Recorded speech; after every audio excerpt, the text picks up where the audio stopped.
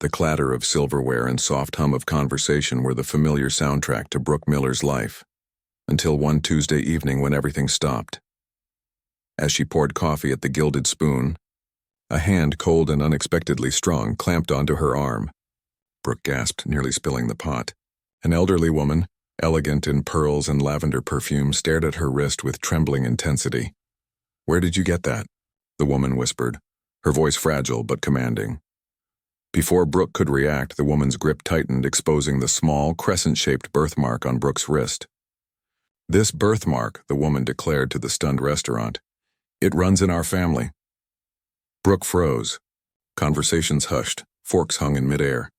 The woman's name, Brooke soon learned, was Beatrice Davenport, and she was convinced Brooke was her long-lost granddaughter. For 24 years, Brooke's life had been a loop of double shifts, textbooks, and loneliness. Orphaned as a baby, she had no family, no photographs, no history, just that one mark on her wrist, her silent mystery. Now, in front of everyone, it had become a spotlight. Beatrice's son. Robert quickly intervened, gently pulling his mother away. "I'm so sorry," he said to Brooke. "She lost her daughter long ago. Sometimes she gets confused." "I'm not confused," Beatrice cried, tears glinting in her faded eyes. "It's her. I would know that mark anywhere." Robert handed Brooke his card before leaving. Robert Davenport, CEO, Davenport Industries. Below a handwritten number. Brooke stood frozen, the card burning in her hand. That crescent moon, once her secret comfort, now felt like a brand. 2 days later, the card still sat untouched on her counter. "You have to call," her roommate Jessica urged. "This is straight out of a movie." "Best case, you're an heiress. Worst case, you get a wild story for Letters in the Dark." Brooke hesitated. The way that old woman had looked at her wasn't eccentric, it was desperate. But curiosity won. With a deep breath, she dialed. Robert's voice was calm, warm. "My mother hasn't stopped talking about you," he admitted. "Would you meet us for lunch at our home this Saturday?" It would mean the world to her. Brooke heard herself say yes. Saturday morning, a sleek black car pulled up outside her crumbling apartment building. The ride carried her far from the city, to a world of iron gates, whispering trees, and money old enough to have roots. The Davenport estate was vast and timeless, a castle disguised as a home. Robert greeted her kindly, guiding her through marble halls and portraits of stern ancestors. In the sunroom, Beatrice waited, frail but glowing with hope. Nathan, Robert's son, stood nearby, arms crossed, eyes sharp with suspicion. "My daughter Josephine," Beatrice began softly, "was your age when she vanished. Headstrong, fiery, she fell in love with a man we didn't approve of. One night she left. We searched for years, but she was gone." Robert's tone was measured. "That was 25 years ago. When my mother saw your wrist, she thought, perhaps—" Beatrice reached for Brooke's hand. "That mark," she whispered. "It's the Davenport crescent, passed down through generations of women in our family." Brooke's heart pounded. "I was left at a hospital as a baby," she said quietly. "No note, no name," Beatrice gasped. "Robert, it all fits. She would have wanted her baby to be safe." Nathan's voice cut through the air. "A little too perfect, don't you think?" His tone was icy. "An orphan waitress with a convenient birthmark shows up? Sounds like a scam to me." Brooke recoiled as if slapped. "A tattoo?" She shot back, thrusting her wrist forward. "I've had this my entire life." "Nathan." Robert's voice was firm. "Apologize now." But Nathan only smirked. "If this girl's story is true, she'd be entitled to a share of the Davenport fortune. Let's not pretend that's not what's at stake." The word fortune poisoned the air. Brooke's stomach churned. "I don't want your money," she said, standing. "I didn't ask for this." "Please," Beatrice pleaded through tears. "Don't go. We just need to know for sure," Robert spoke gently. "There's one way, science. A DNA test." The room fell silent. For Beatrice, it was a prayer. For Nathan, a weapon. For Brooke, a door to the past she'd never known. A week later, a private nurse arrived at Brooke's apartment to collect a cheek swab. The process was simple, but as the sample was sealed away, it felt like a piece of her soul being mailed off for judgment. Meanwhile, the Davenports began to weave her into their world. Beatrice called daily, asking about Brooke's dreams, favorite colors, her childhood. Each question felt like stitching a ghost's life onto her own. Robert sent a check, 6 months' salary, as compensation for the disturbance. Brooke tucked it away, untouched. It felt like payment for a part she hadn't agreed to play. Now all she could do was wait, between the life she'd known and the one that might be hers. And as the days stretched on, Brooke couldn't shake the question that haunted her. What if the truth had been hiding beneath her skin all along? Robert insisted Brooke quit her job at the Gilded Spoon, at least until the DNA results arrived. You shouldn't have to deal with the gossip or stress, he'd said gently. Let us take care of everything. Reluctantly, she agreed. The sudden freedom was strange, liberating yet hollow. Her world felt suspended, waiting for a verdict that could rewrite her life. But not everyone shared Robert's compassion. Nathan, his son, lingered like a silent threat. He never called, but Brooke could feel his doubt shadowing her. Then one afternoon, Jessica burst into their apartment breathless. You are not going to believe this, she said. I saw Nathan on campus talking to Professor Albright from genetics. He was asking about birthmarks, about how easy it is to fake a DNA test. Brooke froze. He's investigating me? Jessica nodded. He's trying to find a way to prove you're lying. The realization hit like a punch. While Beatrice planned a future filled with family and forgiveness, Nathan was determined to unmask her as a fraud. For the first time, anger replaced fear. A small part of her wanted the test to prove him wrong, just to see his face when it did. A few days later, Robert invited her back to the estate. The DNA results would arrive the next morning, and Beatrice wanted them all together when the truth came. The mansion felt tense, like a held breath. Beatrice moved restlessly, tidying things that didn't need it. Robert paced, checking his phone again and again. Even Nathan's calm facade had cracked. He stared out the window, jaw tight, eyes distant. To pass time, Beatrice brought out an old leather-bound photo album. She turned a page to reveal a young woman, bright-eyed, rebellious, smiling into the sun. This is Josephine, she whispered. Brooke leaned closer. The girl was beautiful, wild, alive, but she didn't recognize a single feature. The face staring back was a stranger's. Beatrice, though, saw everything she wanted to see. Look, Robert, the same eyes, the same color. They're similar, he replied softly. A heavy ache grew in Brooke's chest. Beatrice's hope was blinding her, seeing family where none might exist. Brooke feared she'd become either a miracle or a devastating disappointment. As evening deepened, Beatrice shared memories, Josephine's first horse, her secret treehouse, her love of thunderstorms. Brooke listened quietly, feeling like an intruder in another woman's life. Before she left, Robert caught her in the grand foyer. Brooke, he said, voice low, I need you to be prepared for any outcome. My mother, she believes this completely. If it's not the news she wants, it could destroy her. And if it is, our lives will change forever. So will yours. His words, though kind, only deepened her unease. She felt like a vessel carrying a family's fragile hope, one that could either overflow or shatter at dawn. As the car drove her away from the estate, Brooke pressed her hand to the window, watching the mansion fade into darkness. She had never felt so alone. The next morning arrived like a sentence. Brooke returned to the Davenport's home, her pulse quick and unsteady. They gathered in Robert's study, a solemn wood-paneled room that smelled of age and secrets. Beatrice sat in a wingback chair, hands clasped white-knuckled in her lap. She looked as if she hadn't slept in days. Nathan leaned against a bookshelf, pretending calm but failing to hide the tension in his jaw. Robert stood behind the desk, a laptop open before him. The lab emailed the report, he said quietly. It's password protected. I have the code. Are we ready? Beatrice gave a small, trembling nod. Brooke's heart pounded so hard she thought it might betray her. Robert typed the password. A document filled the screen. Cold charts, numbers, genetic codes. Brooke couldn't understand the science, but she didn't need to. All that mattered was the single line at the bottom of the page. Robert's face drained of color. He read it once. Then again. His shoulders slumped as if under invisible weight. What is it, Robert? Beatrice whispered. Tell us.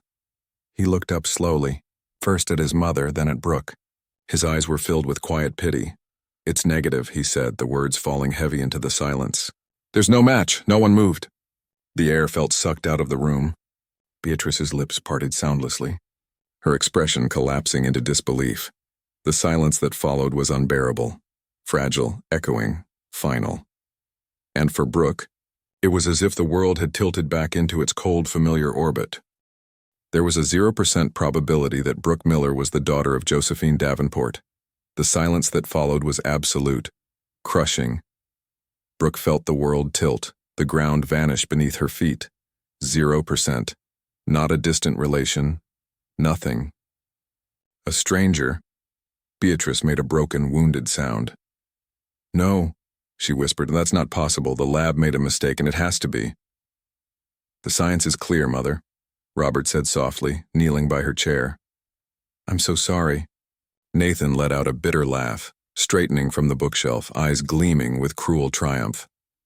"Well, well, I told you it was a scam. What was your plan, Brooke? Wait until my grandmother got attached and then drain her dry?" "Nathan, enough," Robert warned. But Nathan wasn't done.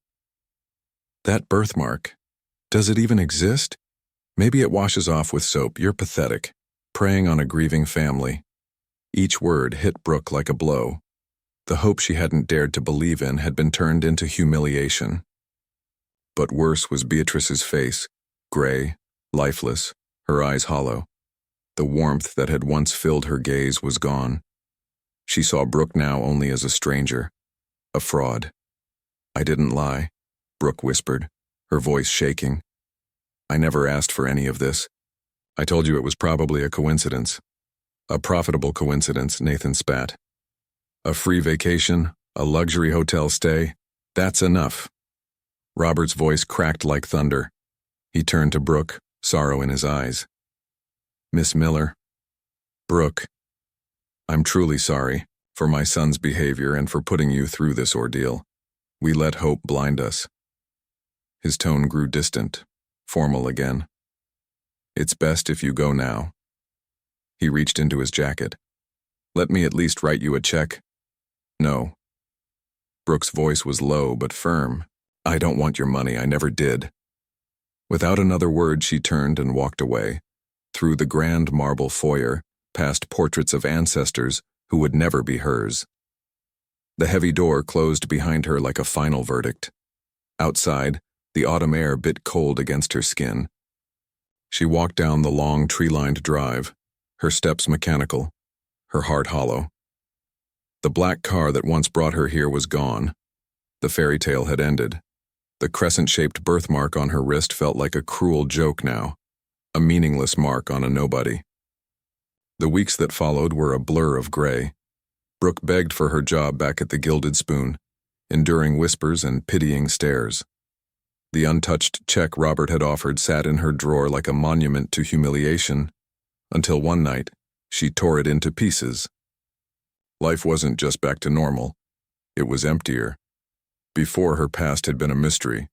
Now it was confirmed, a void. Meanwhile, the Davenport estate fell under a different silence, the heavy, suffocating kind born of grief. Beatrice had become a ghost haunting her own home. She rarely spoke, her eyes vacant. The hope Brooke had ignited was gone, leaving only ashes of a 25-year sorrow. Robert, however, was consumed by guilt. Guilt for his mother's pain, for the false hope he'd helped nurture, and for how they'd treated Brooke. He couldn't forget the look in her eyes when Nathan tore her apart. One rainy afternoon, desperate to escape the tension of the house, Robert wandered into his late father's study.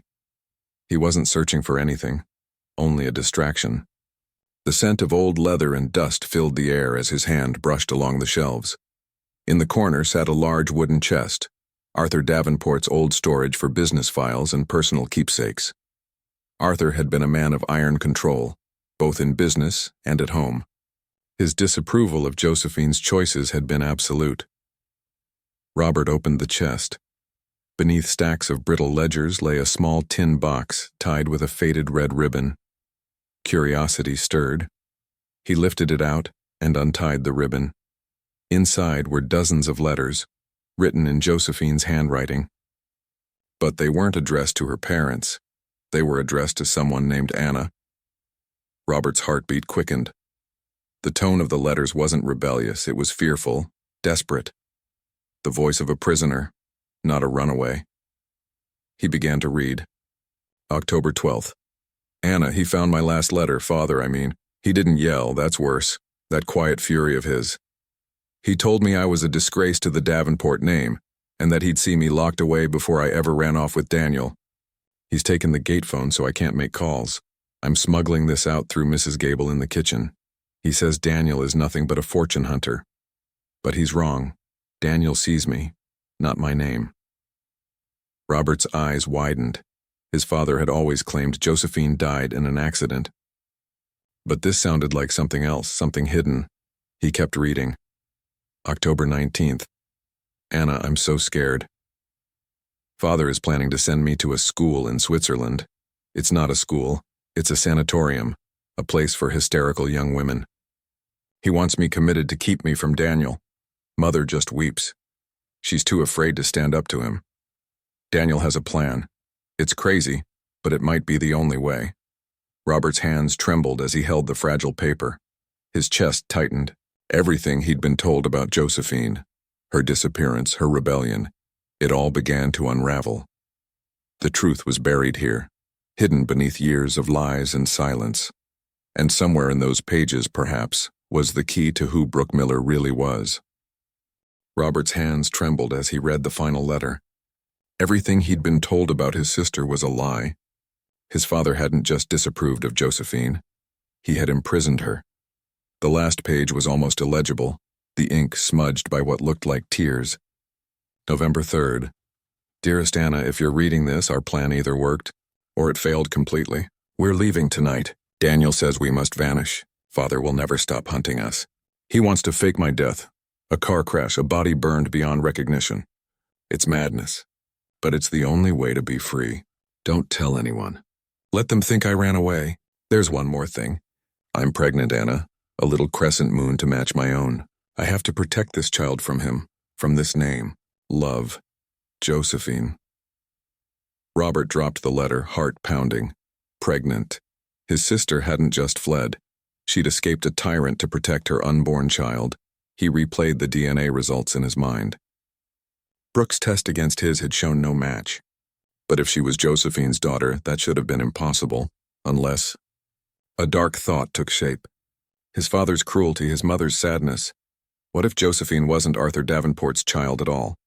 Robert looked up at his father's portrait, the stern face glaring down from above the mantel. A man he had feared, obeyed, and revered, yet who had destroyed his own family. Rage and betrayal surged through him. The test hadn't been wrong. It was the wrong test. He knew what he had to do. Find Brooke. Confront his mother. Uncover the truth. Finding Brooke wasn't easy. She had quit her job, moved from her apartment, and disappeared, just like Josephine once had. But Robert had resources. Within 2 days, a private investigator found her in a small apartment on the edge of town. She was thinner, pale, eyes hollow. When she saw him approach, she froze. "What do you want?" she asked, her voice cold. "I need to talk to you," Robert said softly. "I know you have no reason to listen, but I found something. About my sister. About you." "If you've come to offer money again, save your breath." "No," he replied. "I came to apologize and to ask for your help." Standing in the cracked parking lot, Robert told her everything. The letters, the fear, the plan to fake Josephine's death and her pregnancy. Brooke listened, disbelief softening into grief. Her hand drifted to the crescent birthmark on her wrist. "If I'm her daughter," she whispered, "then you're my uncle." "Why was the test negative?" "That's what I need to find out," Robert said. "Please, come with me. My mother needs to see you." "We all need the truth," Brooke hesitated. Returning to that mansion, the place of her deepest humiliation, and was the last thing she wanted. Yet the story in those letters was now hers. She nodded slowly. "I'll come." When they arrived, the Davenport estate felt like a tomb. Beatrice sat silently in the sunroom, staring into the rose garden. Nathan was beside her, pretending to read. His face hardened the moment he saw Brooke. "What is she doing here?" he demanded. "Nathan, be quiet," Robert said firmly. "Mother, I found something." He placed the tin box of letters in her lap. Beatrice flinched, then froze. "What are these?" "They're from Josephine," Robert said gently. "We need to talk about what really happened." For the next hour, his voice filled the room, Josephine's fear, Arthur's cruelty, her desperate escape. And the revelation of her pregnancy. With every word, Beatrice shrank further into herself. Nathan's anger faded into shock. The man he had idolized was being unmasked as a monster. When the reading ended, Robert spoke quietly. The DNA test said Brooke wasn't my niece. That can only mean one thing. Josephine wasn't my full sister. Was she, Mother? The room went still. Beatrice's lips trembled. Decades of guilt spilled out in sobs. Your father, Arthur. He was a cold man. I was so lonely. Before you were born, there was someone else, an artist, gentle, kind. I loved him. And I became pregnant. It was Josephine. Arthur may have suspected, but he chose silence over scandal. He raised her, but he never forgave me. He saw my betrayal in her face every day. The truth shattered what was left of their family's illusion. Robert wasn't Josephine's full brother. And the crescent birthmark? It wasn't a Davenport trait, Beatrice whispered. It came from her real father. He had the same mark, Robert's breath caught. The test hadn't failed. It had revealed the truth. Brooke wasn't related to him, but she was Josephine's daughter. Brooke stood silently by the door, tears glistening. For the first time, she wasn't an outsider. She was proof, living evidence of love, sin, and sacrifice. Nathan approached her, eyes wet. I'm sorry, he said hoarsely. For everything. Robert turned to his mother. There's only one way to be sure, he said. We'll test Brooke's DNA against yours. A week later, the results arrived. The family gathered in the same sunroom. No accusations this time, just fragile hope. Robert opened the email and turned the screen so all could see. Result: maternal match. The DNA profile of Beatrice Davenport is consistent with that of a biological grandmother to Brooke Miller. Probability: 99.9999%. Beatrice let out a sound between a sob and a prayer. My granddaughter, she whispered. My Josephine's baby girl. Brooke knelt by her chair and Beatrice pulled her into trembling arms. Decades of grief and secrets melted away. Robert stood beside Nathan, watching peace finally touch his mother's face. Their family was broken, but no longer built on lies. Later, Robert traced Josephine's last years. She and Daniel had started a new life under false names in Oregon, until a real car crash took them both. Leaving their baby girl an orphan, Brooke Miller now had a history and a mother, a grandmother, an uncle, a cousin. A legacy written in love and pain. As sunlight spilled across the room, she looked at the crescent mark on her wrist. For years it had symbolized loneliness. Now it was no longer a question mark. It was the ending of one story and the beginning of her own.